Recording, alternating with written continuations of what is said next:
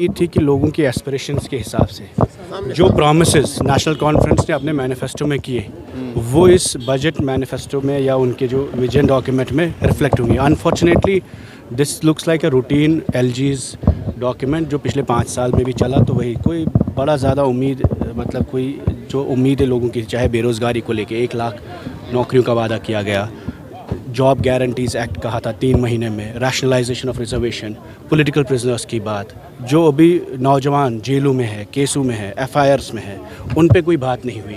और उससे ज़्यादा जो पॉलिटिकल प्रिजनर्स को शिफ्ट करने की बात हुई वो कहीं मेंशन ही नहीं था। जो 6 साल की जम्मू कश्मीर में सफोकेशन है, स्टेटलेसनेस, होपलेसनेस, लैंडलेसनेस, जो क्राइसिस जम्मू कश्मीर में 6 साल से था, हमारी उम्मीद थी कि जम्मू कश्मीर के पॉलिटिकल इश्यूज़ की बात होगी।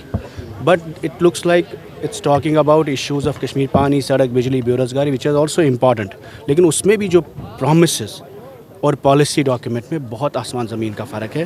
This is very disappointing document which the LG has been reading yesterday, or this document unfortunately is a cabinet document. This reflects the vision of honorable chief minister also. लेकिन परस साहब national conference का कहना है कि आज जो जम्मू कश्मीर की परिस्थिति है उसके लिए पीडीपी ही जिम्मेदार है। उन्होंने उनके साथ अलायंस किया बीजेपी के साथ, इल्ज़ाम पर आरोप लगा रहे हैं। इल्ज़ाम तराशी कर सकते हैं, लेकिन जिस पार्टी को 50 सीटें मिली हो उन्हें फैसला ये करना है, आर दे विद पीपल और against their own people, are they there to execute the BJP's agenda और they are there to challenge the BJP's agenda. 50 सीटें जिस सरकार को मिली है वो इसलिए मिली है, आप नॉर्मलाइजेशन 5 अगस्त 2019 की ना करें। और everything in this document is about ratifying the mistakes of 5th August, not contesting the mistakes of 5th August. लग रहा है कि जो उमर अब्दुल्ला की सरकार, not even a word we had in last.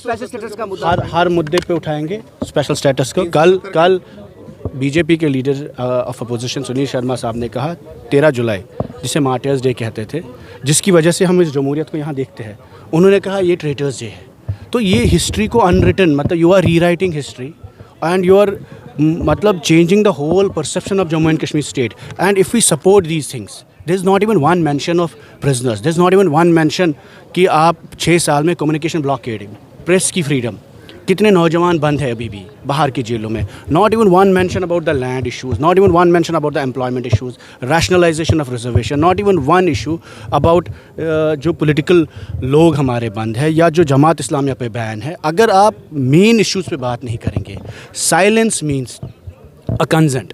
तो the reason we are here, we are not here to challenge Omar Abdullah साहब every day, but we want to remind him that there is a huge gap between your promises and your policy. आपके 3 members हैं assembly में, तो कौन से private members bill आप लाएंगे इस सेशन में? पीडीपी का एक प्राइवेट मेंबर बिल लैंड को लेकर है, जो मैंने प्रेजेंट की टेबल किया था और सबमिट भी किया है। The bill is about giving the land security to the people of Jammu and Kashmir. खासकर जम्मू के लोगों में मकान है लेकिन कागज़ नहीं है, और जम्मू में मैसिव प्रॉब्लम है। It has nothing to do with Hindus and Muslims.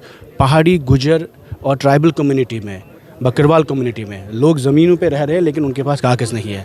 Similarly Kashmir में जो जेसीबी राज आपने देखा, जो बिल्डोज़र पॉलिटिक्स अब पूरे मुल्क में हो रही है, उस बिल्डोज़र पॉलिटिक्स के ख़िलाफ़ हमने एक बिल लाया है जिससे आपको अपने मकान पे अपने हुकूक मिलने चाहिए। हमें उम्मीद है कि उमर साहब उसको सपोर्ट करेंगे, नेशनल कॉन्फ्रेंस उसको सपोर्ट करेगी, बीजेपी भी। तो महबूबा जी ने उस पर सारी पार्टीज़ को एक चिट्ठी भी लिखी। Number 1। Second bill we have submitted is about the daily wagers, job security of daily wagers. 1 lakh daily wagers, casual labours, contract जो एम्प्लॉयज़ है, जिनने पूरी ज़िंदगी एसेंशियल सर्विसेज को जम्मू कश्मीर में चलाया, उनकी रेगुलराइजेशन महबूबा जी ने SRO 520 में की थी, वो इम्प्लीमेंट नहीं हुआ है। उसी को लेकर हमने एक रेगुलराइजेशन बिल सबमिट किया है। And the third bill which is the most important is about the social issues of increasing drugs